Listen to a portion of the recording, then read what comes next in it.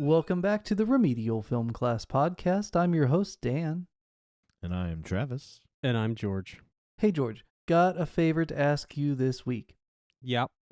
Could you cover my shift at the diner? Totally unrelated to this one-eyed guy who's going to come in and harass you about me under a different name. Totally not me, just because he thinks it's me. Guys, we watched A History of Violence. A history of violence. A history of A violence, history of violence, as opposed to an history of violence, which is probably how I would have probably written it if given the choice. Guys, we're doing Cronenberg, and there is blood. George, how you doing, man?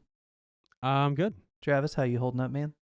Gravy. Now, do I understand this correctly that this is a first-time watch for both of you? Tis. Ooh, Oh, it is really? Tis. Ooh. Good deal. Small disclosure, this was my favorite movie of the year when it came out back in '05. Okay. I went to it completely blind. Wasn't even a Cronenberg fan at the time. Was just like, oh, hey, this movie sounds scary and violent, and it's got Ed Harris in it, so I'm in. Yeah, I'm in. And my faith was rewarded. So, George, let's start with you. Initial impressions of Cronenberg's A History of Violence. I think this is my second Cronenberg. Is that correct? Yes. But Okay. this was not so Cronenberg, so technically. Well, yeah. There were There parts. was There's parts. hints of Cronenberg. Yeah, I'm the pretty headshots sure yeah. I saw some Cronenberg. Yeah, definitely. But yeah, it's Cronenberg in a movie that is mostly based totally in reality. So the gore was realistic. Realistic, yes. Very good. It had an old country for old men kind of thing, or it had the country for old men. No country. No country for old men. All the feel countries like for that. all the old men. All the countries for all the old people. Is it a country for old men or is it no country? No country. This seemed like a country for old men. This was a See, country like the for opposite. old men. Yeah. If Yeah. you've already Yes. seen No Country for Old Men, this is its inverse, the upside down version. A Country for Old Men. Yes. Yeah. So I have two major points. Both just two problems. One small, one major. Mm. My one small problem is I did not enjoy the bully's acting. He was Okay. terrible. Everyone else was great. Good deal. Good enough. Yeah, he was kind of like stuck in the 80s. Yes, and he and I wasn't really like on board with the bully's, motivation for Mhm. being a bully. I mean, I know that you can't really get into it too much, but he got really upset about gym class, and it just didn't seem in There was no proportion. build up. Yeah, there was no. It wasn't in proportion to, what that escalated to. Mhm.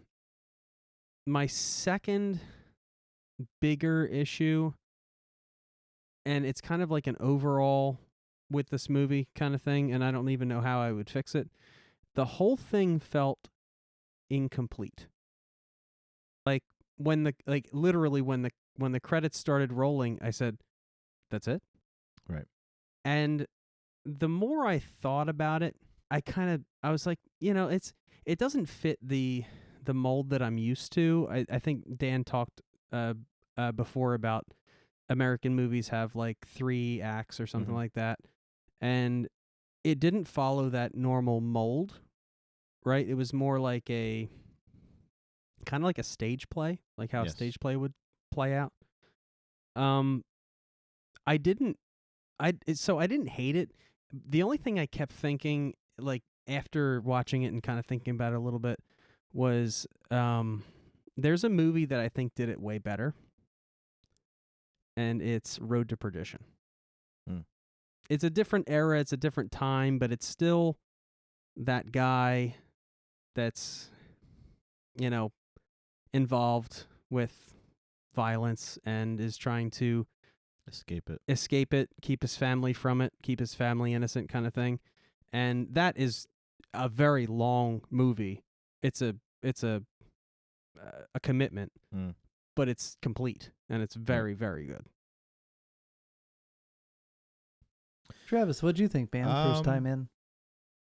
I wouldn't say the same problems, but I did laugh off the bully. It was very like 1983. I was like, okay, but I like that sometimes, so I was willing to look past it. The movie's good. I enjoyed it thoroughly. I enjoyed all the performances. My issue was I didn't mind the abrupt ending because it kind of reminded me. There's a couple movies. One came out recently with Driver. What's Adam Driver, where I think Scarlett Johansson, where they play a married couple, and it starts kind of like the breakup too. Like it starts off. That's the one where they scream at each other Yeah. in the living room, right? I saw Yeah, the it's clip, kinda but I like haven't seen the movie because I saw the clip, so I didn't watch the movie. But it was kind of like it was a window into these people, and you got a bit, and then at the end, you can assume what happens. You can assume they work it out. You can assume later on they get a divorce. You can assume all these things. They kind of leave it open. You can for that. assume anything, right? And I kind of was fine with that. I liked that part of it because it let me be the writer of the end if I wanted to. But it was fine the way it ended because the story was told. My issue with the story was there wasn't enough there. Like you said, it felt incomplete. And I think I was thinking to myself, and they might have addressed this, but I might have missed it because it's the first watch. Was he was not a split personality, right? No. So he was hiding that, and there was no. Okay, so Yeah. that was fine. But I think that a little bit more of a window into that life that he led, maybe in some flashbacks or something, just to see it. I mean, it was enough that Ed Harris was explaining it, but I wanted to kind of see his incidents, maybe his history a little bit more, his history of violence. Yeah. But I was fine how they did it. It just kind of made the meeting of the brothers a little weak because there was no history there. I mean, it was kind of like a quick reveal that was his brother. Mm-hmm. And they kind of mentioned it earlier, but it was, to me, I would have liked to see a little bit more interaction of them before he moved to where he was with his family. Yeah. That would have been cool. And I think the a backstory on those two guys in the beginning was not necessary, but they were so friggin' interesting, dude, that I wanted. It reminded me of the two guys from Dusk Till Dawn. Like I just want to know more about those guys. Yes, absolutely. And the fact that I know there was kind of like a Drew Barrymore thing where it's like, okay, we're going to show these guys, we're going to make them important, and then they're not the real story. So I was like, okay, I was fine with that, but they were so damn interesting. I was just like, I want that movie. Well, too. if you want that movie, it's called No Country for Old Men. Right. Right. Yeah, it was cool. Yeah. And then that Harris character, I wish that we got more backstory. I mean, you're getting it. You're finding out why he looks the way he looks. But I love Ed Harris. Everything he's in, you give him 10 pages of dialogue or 100 pages, and it's all going to be interesting. Yeah, put him on a motorcycle in like medieval knight's armor, and you got yourself a movie. Guys, when do we watch Knight Riders? I have to know. I guess eventually. George Romero, it fits. But all in all, it's definitely a movie I'll watch again. I liked the relationship between the husband and wife, but everything seemed rushed. Like you said, it felt incomplete because they were trying to get you to the point where to show you how much they love each other, so that it hurts more when the betrayal happens. Yeah.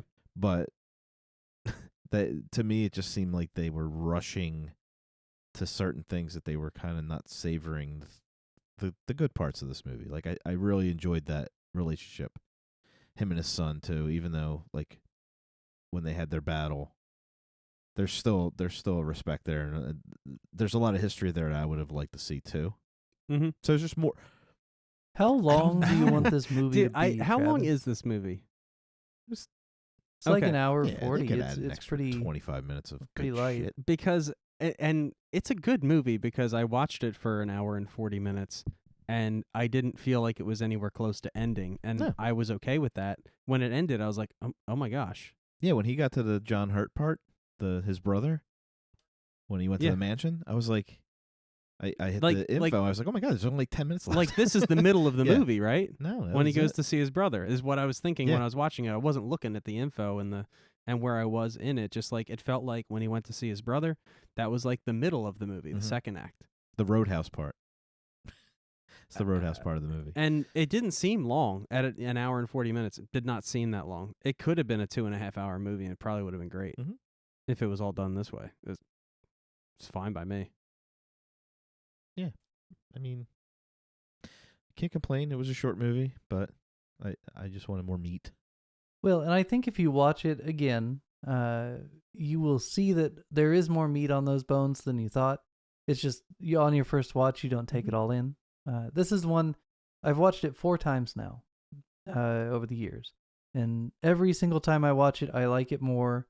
And I see it's more of a complete picture than I originally thought. Because it's not the movie I thought it was going to be, you know? And as your expectations change for what the movie is, you'll find that it actually is pretty complete for the movie it wants to be. But it's not the HBO 10-episode miniseries that they could have done in this universe. You know, it's a different beast altogether. I like it a lot. I do have one major nitpicky technical issue. This is probably the most Dan comment of the week, so guys, pull up a chair. Here's the thing. The bully hits a long high fly ball to right field, and he starts doing like the pimp walk, like, oh yeah, bitches, I just hit my home run. There's no fence. Right. No. Even if the kid doesn't catch it, the pimp walk, he's going to be out by second base. So that doesn't make any sense at all for a softball player. And it's Like, softball, what the it's not heck, even guys? baseball. Can we get a technical advisor? You know what movie has great softball action, boys? Beer league? Yes. Sleepaway Camp. See? Once again, Sleepaway Camp is the superior movie. Oh, God. Eat shit and live. I mean, this movie falling after Sleepaway Camp and Showgirls is not the happy accident that Travis thought it was. I mean, this movie is doing a lot of the things we've been discussing in those last 2 movies in a completely different way. And the one time it's not as successful is the softball scene. Sorry. Point goes to Sleepaway Camp on that one. Yeah, I mean, like, if they, you know, those orange net fences? Yeah, like snow fences or whatever. Yeah, I'm talking about. Yeah. Even if they had one of those set up as the fence for the ball field, I mean, I've seen fences like that at high schools. That's normal. Doesn't have to be expensive. Just set up something. CGI shit. Yeah, something for him to catch the ball right in front of. Right? Absolutely. I agree. So, I agree. And then they should obviously cut to the I Play in Right Field song by Peter, Paul, and Mary, and then show the kids celebrating at a Pizza Hut. 90s kids know what I'm talking about. Yeah, Pizza Hut. Cheese. Although I still think I totally missed that whole fence thing because I was so angry at how stupid the bully situation was. Like there should have been, even in the opening credits, they could have shown something to show a history between these two. Like there's no reason why he should get that mad that fast. Hold on. Are you saying that in this movie, a character is behaving in a way without enough historical explanation? Not historical. I mean, it sounds like the whole movie, the whole point is, you know, this is the now. You figure out the history. We're not going to give it to you. You were spending the whole movie decoding a history, and this is just a further microcosm of that. But it works for everything but the bully. It works for every character not knowing but figuring it out. I don't want to figure him out. He's so cliche and so he was just not well written. Yeah, I think if you just had less bully. Yeah, he had less lines, like fewer lines, less to say, just don't even try to put any kind of motivation there in the dialogue, and just make him a dick. Yeah, That would be enough. You know, he doesn't have to have any motivation like, oh, you caught my fly ball, you think you're hot shit. Just like make that. him a dick. Just make him a dick. Yeah. He's a dick. He doesn't have. It doesn't No have to be motivation. related to any classes or whatever. I It doesn't agree. have to be like, he's, his ex-girlfriend is trying to date him or something. Right. Like there doesn't have to be anything there. I think the fact that there was something there that was just underwhelming is worse. Than having nothing there. And But just it's a small week. But I link. think you have to know the director and the writer are having a conversation. How much bully do we have to give these people so that when the son gets in a fight with him and beats the shit out of him, Christmas Story style, we don't think the kid is a homicidal maniac. He's been pushed. We are on his side. It's true. So you've got to have enough Scott Fargus up front for Ralphie to be able to kick his head in and not look like a crazy person. As long as Scott Fargus isn't like that 80s bully. That's all. That's maybe give me a 90s seriously, bully. I mean, this is an You want those 30s bullies. See? That's what you're all about. yeah, Boardwalk Empire style. No, that's when Yes, it Christmas was, Story takes place, right? Isn't it the 30s? Yeah. So, I mean, there you go. Oh, is that the 30s? Yeah, it's the 30s. Oh my god. Yeah. Wow. Now you get yours. That's why they don't have TV. Bart. Remember? With the it is the 30s or 40s, yeah. It's the Depression. Oh my god, it seems so 70s or 80s to me. No. It was made in the 80s. Because it was made in the 80s, but it is portraying Wow, time you much guys just blew before. my mind. On a movie that we didn't even watch tonight. No, we did not. But we should. I don't know what night they run that, but we should probably watch that. Oh, do people still watch it? No, I'm just kidding. I just got the Yeah, 4K. Hooray! They have Christmas Story. not a reboot, a sequel on Peacock, I think, is coming out. Yeah, Everybody has come back. I am hesitant about that. So am I. I'll But they still got watch everybody it. back. Well, but I'll not the definitely mom. watch it. Didn't they not get the mom back at that point? Why bother? Didn't she die? I don't know. Isn't she dead? Am I learning a sad new fact live on the air? That's the only thing I can think of as to why she didn't come back. I know the dad is man. gone. Well, yeah, but he was like old then. Yeah. All right, It's, now I'm looking up to Paltrow's see mom, if the isn't it? mom's dead. No, it was Matt Dillon's mom. Not Melinda Matt Dillon's Dillon. mom. Is that Matt Dillon's Melinda- mom? Might be his sister, aunt. She's maybe? alive, born in 39. Oh, thank why did goodness. they Come get her on, back? Melinda Dillon. What the hell? What else she got going on? Why even make the movie if you can't get the mom back? That's ridiculous. Unless Maybe they she wrote makes her a as cameo. dead in the movie, and then that's just sad. Don't be Yeah. killing off the mom in Christmas Story. Anyway, back to this movie. Edit that shit out. A History of Violence. David Cronenberg. Dude gets his jaw blown off with a 45. That's pretty nasty. That was that was so Cronenberg. Like he's sitting there twitching on the ground. I'm like, okay, there he is. Yeah, there's the that was- Cronenberg. This came in a there he weird is. period for him. He did this and Eastern Promises like back to back.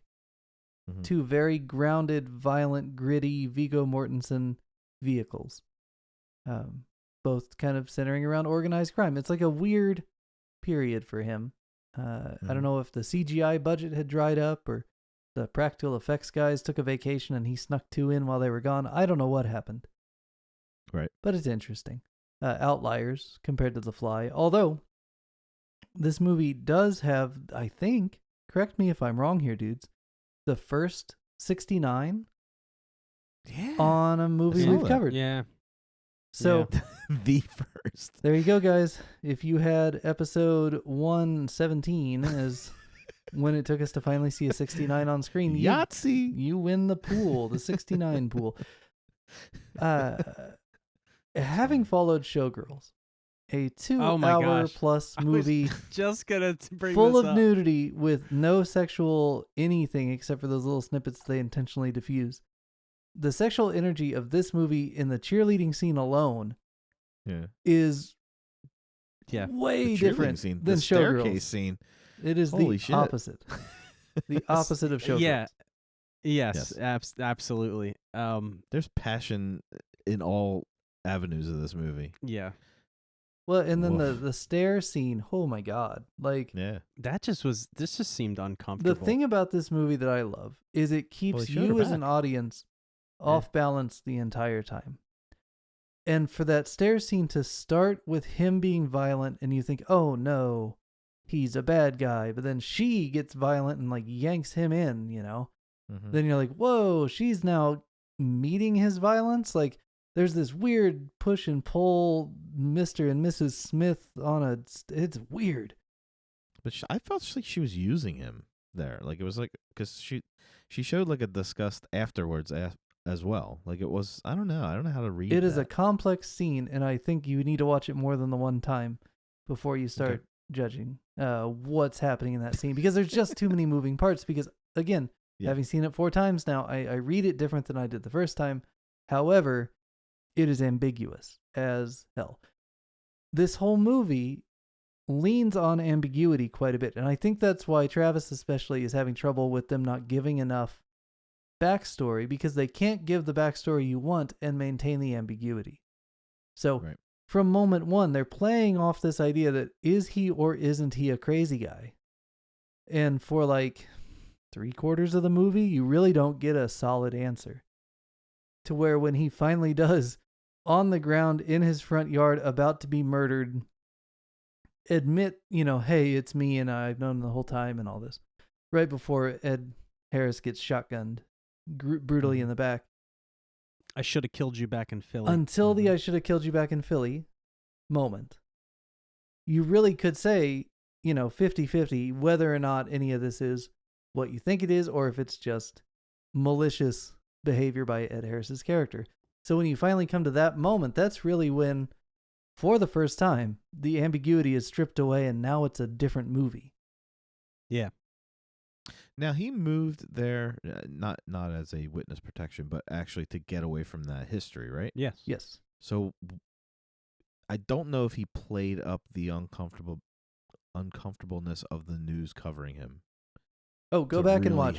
He does a whole lot of he was uncomfortable. Little subtle stuff. Yeah. Yeah. Looks. But if I was hiding from that guy, my ass would be wearing, paintball mask all the time. But here's the problem. The cameras are there. If he was acting like that, there would be no ambiguity.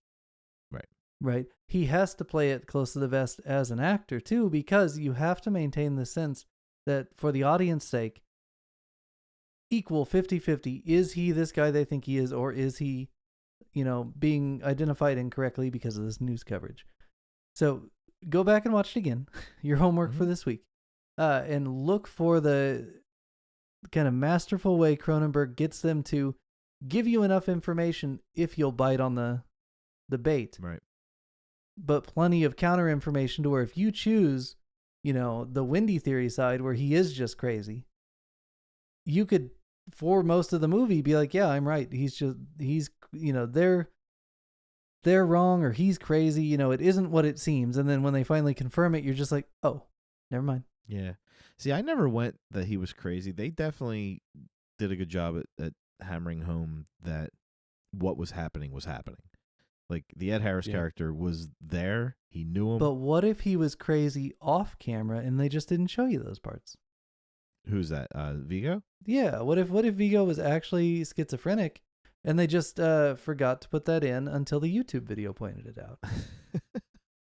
But that's irrelevant, because I honestly was sitting there thinking he's either A, lived a double life that his family doesn't know. B, he does have split personality, primal fear style before, and it's not an act. He actually is having these blackouts or whatever and doesn't realize he's doing that. Or I never thought he was crazy. I just thought that maybe he was running from a past life. Obviously, the title kind of helps you out there. But you have to determine whether he was faking the whole time or if he actually has a split personality. And once that's revealed that he does not, but I never thought he was crazy. Well, split personality to me is a form of crazy. Maybe my terms are archaic. I'm not a psychiatrist, but a split personality who could live a separate life and totally lock away crimes committed in the past. No, I mean Sounds crazy. like the Ed Harris character being in his head kind of crazy. Like his behavior was pretty They in only your face. they only alluded to the Ed Harris character possibly being in his head once, and it was very short. Oh, no. Because- I never, I didn't mean to imply that Ed Harris didn't exist and he had a ghost man chasing him. I mean, like, he's literally unaware that he had a past and has, like, somehow closed it off from... Gotcha. Right. No. Yeah, you're right. I got you. Now, the Ed Harris is a I crazy got you ghost both, theory. actually. I'm digging that. Let's go back and... No, not crazy ghost. No. Just his behavior being misinterpreted by the characters. Like, they, at no point did he do anything that was kind of, well, I'm not really sure what his angle is. Like, I knew his angle. I never looked at him as wishy-washy or... Who, Ed Harris? Yeah. Yeah. There was nothing about him that you could read as gray area. Like, he was doing No, that. he was. Well, he was Ed wearing Harris a was, black and white suit, so... Right. I mean, it speaks for That's true. itself, guys. No, Ed Harris was definitely there because not only did... Yeah, other people saw him. Yeah, Right. his wife talked to him, so he was there. His wife even exists. Third-party verification, guys. Word. Yeah. Edie is her name. Edie. Talked to him at the diner, and then the only time when it was kind of like iffy was when he was at the diner really early and he saw the car pull up and then pull away. Right. And in his head, he was like, I mean, it was presented as, I'm going nuts, I'm paranoid. Right? Right. But I wouldn't say that that's crazy. Like, No. Paranoid in this situation, knowing what we It's know now, justified. is totally justified. Mhm. And, and so much so that he calls his wife, get the shotgun, runs home. And then, but then again, the next scene, or, next scene, 2 scenes later or whatever, Ed Harris shows up and he's But even babysitting their then- daughter, basically. Even then, I was thinking when he showed up at the diner the first time, you're still not thinking that that Vigo's character has a past. Like, No, you you're don't know. almost thinking that these are the follow-ups to the other guys. Yes. So it's like, okay, you killed my guys. Now you got to deal with me. Yes. That's how I read it until obviously he's kept calling him a different name, and then I'm like, okay, yeah, he's Joey. Joey. He's definitely got history, and obviously the title kept popping up. So actually, the title gives you everything you need Yeah. to decode this movie. You just, as you're watching it, you're just in denial. Right. It's just a matter of is it him, or is it his rage, caused personality change, which it's not. No, and it's it's very clear that it's fine. him. I thought another thing that I thought about after I watched the movie and I had some time to think about it. The history of violence. I didn't ever feel like any of his violent acts in the movie were slimy in the way a The bully mob's was. slimy in the way that a mobster's violence would Right. be slimy. His brother. Right. Right. Yes, his brother's violence was totally slimy, like you would expect Let me from a sit mob down boss. with you and then whack Exactly. you. Have my guy whack you. While Right. I turn around. So I don't know how I feel about that, because every time, the character Tom had it, exhibited an act of violence, it was like martial arts. It was like self-defense. Yeah, it was like watching Chuck Norris. Right. It was like a Born You know? Identity thing where it's like all of a sudden he gets muscle memory. Yeah, it's almost like he was like a Navy SEAL, Right. or something like that. His violence was like super precise, Yeah. It wasn't like Godfather, It was like John Rambo in the his diner reaction. violence. Yeah. Reactionary. So Look at us go back to I don't season know. 1. I don't know how to feel about that. Well, Right. he keeps talking about how he went out to the desert and killed Joey, Yeah. And so we don't know how Joey operated, and they intentionally leave it ambiguous, right? Here we are again. Yeah. By not showing us how he used to operate. So now what you're left with is Tom with some muscle memory of Joey. Joey. So I think I think they gave you what you're looking for, right? You don't see him like, hanging a guy up from a rope and then baiting other guys in and then hitting them all with some fancy like over the top, B movie action way. No, he just gets into the situation and then gets out of the situation. Oh, they did pound that guy's nose off. That was awesome. Yeah, but what I'm saying is I see mob violence as, so say Ed Harris's character visits him in the diner, and and Tom in his mind says the only way to deal with this is to put a bullet in his head, right? And so he, does what he needs to do to get him, whatever, slimy, and just put a bullet in his head and, leave the gun, take the cannolis, boom, does what he has to do. That's mob violence. Right? This whole like taking on 3 guys with martial arts kind of tactics is not mob violence. Right. You It's kind of like, you saw The Patriot, right? Yeah. It kind of reminded me of that Mel Gibson character. Like, you fuck around, find out, basically. I'm going to keep to myself. But if you're going to push me and put a gun to my son's head and rape my wife in front of me, like, all these things are going to happen. That kind of violence is rage violence. Right? Well, isn't that kind of like what he had? I mean, it was self-defense, but he did seem to have a snapping point in this movie. Like, it wasn't. Yeah. He controlled himself to the point where he couldn't anymore. Like the girl, they were going to kill that waitress. Mm-hmm. He wasn't going to allow that to happen. But he didn't get mad. He just took action. So I don't know that I would call that rage violence. No, I wouldn't call it rage violence either. The way they were describing Joey, it reminded me. It was like they were describing. What's the brother in The Godfather? Sonny. It's like they were describing Sonny. Yeah. And actions without thought. Exactly. Yeah. Exactly. And Tom definitely was not that. Mm-mm. And the violence that Tom showed when he did show violence, it was not the mob style violence. Right. Well, when he was in Philly, Sonny got him in a lot of trouble. So he had to move and become Michael. Basically. I would just argue that Joey really is dead, and this Tom is not Joey. Like, Tom may have once been Joey. Right. But Tom is not Joey. He's Joey a new man. Yeah.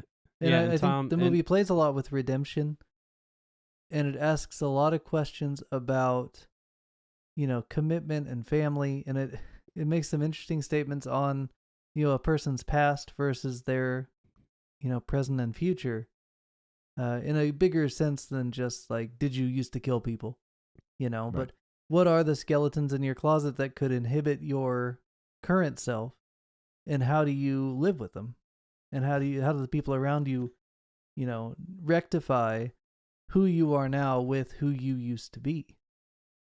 It kind of reminds me of The Walking Dead. How many people have you killed?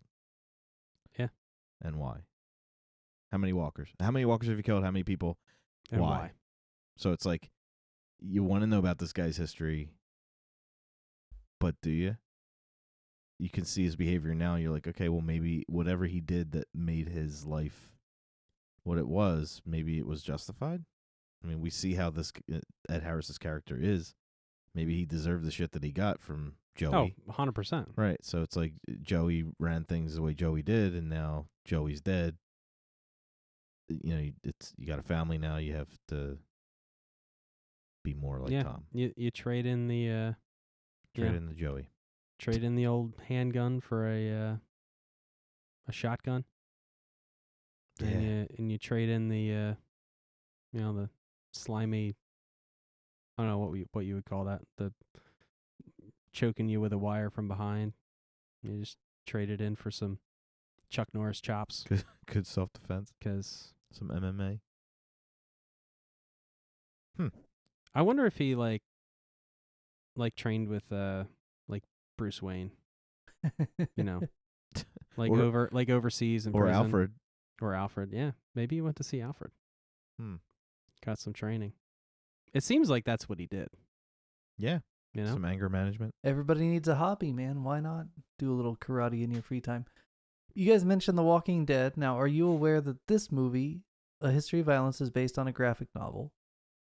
Yes. no. Now, even if you didn't know that, you might have noticed that certain shots, especially during the diner scene, have that kind of proto Zack Snyder, like this was obviously a photo frame or a frame in a comic. The way, if you watch more comic book adaptation movies, like direct adaptations, you'll start to notice how they'll frame shots, and it's almost like it begins before the comic page and goes through the comic page and kind of continues on and stops. And you'll notice this framing style from 2005 but on as we watch a few more movies down the road. You'll be like, oh, hey, that was definitely a frame in the comic. Like, set camera, person moving, stops in the middle. Oh, that's the frame. Kind of keeps going, makes it look fluid. Like, you're going to see that a lot. There's your splash page. Exactly. Yeah. So, just like The Walking Dead, though, based on a graphic novel.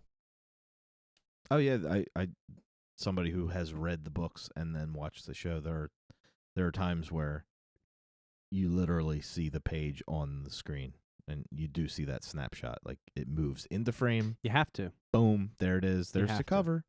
To. There's the scene. There's that 4-panel shot. Mm-hmm. And I mean that's to me what made the show so likable was the fact that you were basically seeing that happen. So, like you said, there are some movies where that happens, and you're just like, yeah. Like the Batman had that a few times where it's like you almost saw the David Finch artwork right there on the screen. Like it was just like, yeah, that's it. And I think Snyder did the same thing with the Batman in his universe. Like a lot of Frank Miller, Dark Knight. Gives you the warm fuzzies whenever you see it. Warm fuzzies. Yeah, and what's really weird is, right. especially the earlier Zack Snyder stuff, when you go back and then read the book after the fact, you'd be like, oh, I remember this panel. Like, yeah, that shot was cool. Good job, Zack. Like, it's an interesting thing that happened from, I mean, right in that early aughts to kind of up until Iron Man.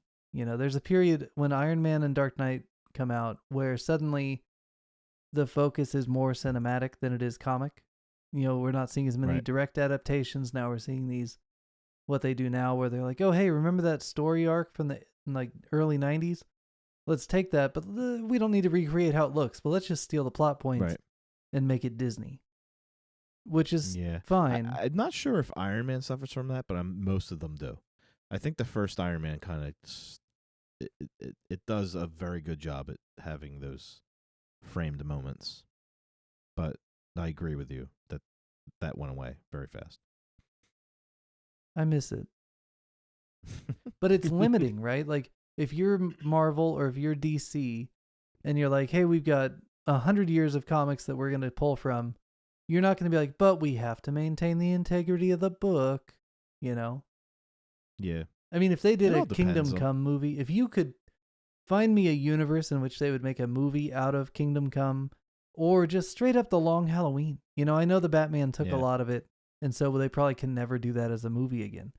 But, these epic, well put together storybooks, like, oh my God, we're just never going to see it. They just don't do it. So when you have a movie like this that seems pretty faithful to the source material, or other ones we might talk about later, you got to relish those a little bit because we're not going to get those anymore. The time has passed. That's why I'm looking forward to this Sandman TV show. This series is coming out. It looks a lot like the comics. And I think Constantine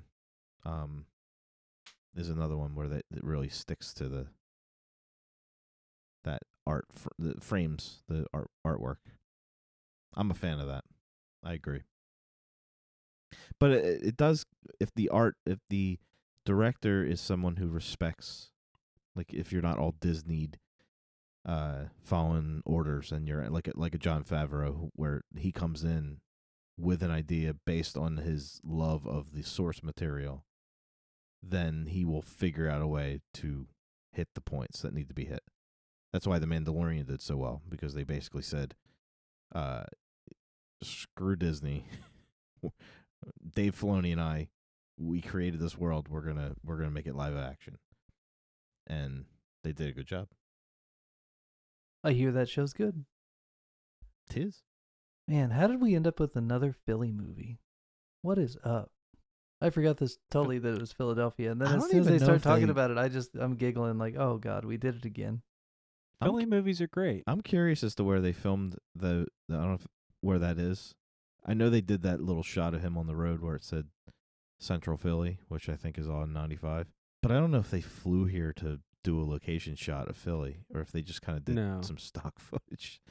I don't know. I mean, it kind of reflects on his face. It says Central Philly on the green sign. Yeah, there was one shot I could tell it was from the Vine. Fine, yeah. Yeah, it was he was driving in on the Vine Street Expressway. Yeah, but where that bar was, Yeah, obviously where the mansion. I'm assuming maybe like the main line. I don't know. They didn't really do enough location shots to Yeah. where you're like, oh, I know where that is. Hey, so what are we watching next week? Is there anything? I don't know. Is there anything important going on the week of November 23rd? I can't think of anything. Is there? What's going on? I don't know. Is there any maybe holidays? maybe I should consider some travel. Travel. I I don't know. do we I have think any? I'm doing that. I'm trying to think of some options for travel. Like, do people still take trains? Is that a thing? Like planes, trains, and automobiles. I mean that's interesting. You could probably do some of that. You think we ought to Definitely. take some trains and planes and automobiles and go somewhere? I would say that. Yeah, it's good. It's a good Thanksgiving venture. Okay. Have you ever seen that? No, You've never seen I've that? only heard of it. Is that what we're watching? My God. We're totally watching this movie. We're watching that movie. Okay. You've never seen it. You've heard of it. We're doing it. Planes, trains. You forgot And the automobiles. fucking keys for the fucking car. Yeah, we're doing it. Hey, is there Nice. an Oxford comma in the title of that movie? Does anyone know? Is that where is a comma and the end? The ampersand? Yeah, there should be. There is no I like- Oxford comma in the movie, so it's planes, Shit. comma, trains, and automobiles. And guys, that's the way I prefer it. So hey, I'm on Is board. that how you're gonna say it every time? No. comma, like Silent Night, comma, Deadly Night. Planes, comma, trains, ampersand, automobiles. Ampersand. Nice. Yeah, we Yeah. bust out an ampersand now and then. Whoa. Yeah. So yes, I'm a fan of the Oxford comma. So Myself, this is our but- first ampersand and our first 69 episode. Nice. this is Yeah. a watershed moment. Wait, we might have had another ampersand somewhere. If we No. did, we didn't pronounce it. So here we are. This is true. Next week, for Thanksgiving, we will be doing some planes, comma, trains, ampersand, automobiles. Do you Nice. know anything about it? Like, do you know who's No. in it? I think it's kind of in this. Yeah, I could be wrong, obviously, but I think it's in the same family as like Animal House. That kind of like, I don't know, Bill Murray, that maybe kind of humor? that kind of like Ghostbusters, or Okay. maybe it's more like Airplane, or like the no, but I think it's like more like Bill Murray. I don't know. Well, I guess we'll Bill find Murray out in it? next week. Yeah, I'm not totally sure. What's the one a Caddyshack, like that kind of Okay. maybe thing, or maybe it's a. Are there any other like a movies that you National can name the Lampoon title kind of that you think it might be similar to? So you would say that maybe this movie is in the same world Maybe, universe as Caddyshack. Okay. maybe. But I also Love to have see. never seen Caddyshack, so Oh my God. Yeah. Well then. you Yeah. wouldn't know. Okay. Well, I'm excited. me too. Me too. Some introductions will be necessary. Nice. And some familiar names will be in the credits, I'm sure. Yes. Which you never read anyway, so you'll find out later. Guys, thank our listeners for sticking around through Thanks. this. Thanks, listeners. You guys are great, and definitely check out this movie. It's we shit on it a lot, but it's actually very, very good. I didn't shit on it. Did you shit on it? I mean, we had problems. I mean, you pretty much I think only we talked just about the things you didn't like, but Oh yeah, but you had opinions. yeah. We talked about the good things. I mean, the effects. I love the effects. I love the characters. I said the acting was good. finally one they liked. Thank you for joining us on the Remedial Film Class Podcast. As always, you can find us at facebook.com/remedialfilmpod. We'll be back next week with the Thanksgiving special, planes, trains, ampersand, automobiles. Dan, have you ever seen Road to Perdition? I have, but it was like on TV in high school, right? That's Tom Okay, Hanks in the like 20s, Yes. right? Is that a Yes. like a Prohibition era?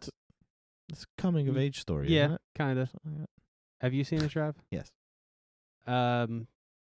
Definitely watch that movie. I would much sooner watch that than American Beauty. I'll put it that American Beauty is a fantastic movie. And It Road won to so Perdition many way. awards. Is- It's fantastic. It's fantastic. It's very frustrating to me that you will not watch it. It's so good. well, that's the bit, right? It's so frustrating to me because It's like American Beauty it's and The Wendy Theory It's are my two most frustrating things it's about my- the show. it's my favorite movie of all time, and you will not watch it.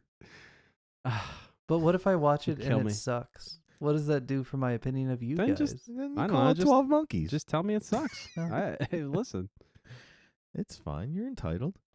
it's cool because it also it was nominated for editing when it came out, and it did not win, but it should have. What did it lose to? I don't remember. This is a Google moment because if it was a really good movie that was well edited, Well- then it makes sense. Well, it after Dan watches it, I'll tell him why. Okay. There's a whole YouTube video about Oh it. yeah. But it's not a Wendy Theory video. No, it's it's not. It's actually like a documentary with the guys that were making it. That, when the director was making this movie, he didn't realize he was making this movie. He thought he was making like a courtroom drama movie. And then they edited it, and they made it just a million times better. It's so good. Very frustrating that you won't watch it.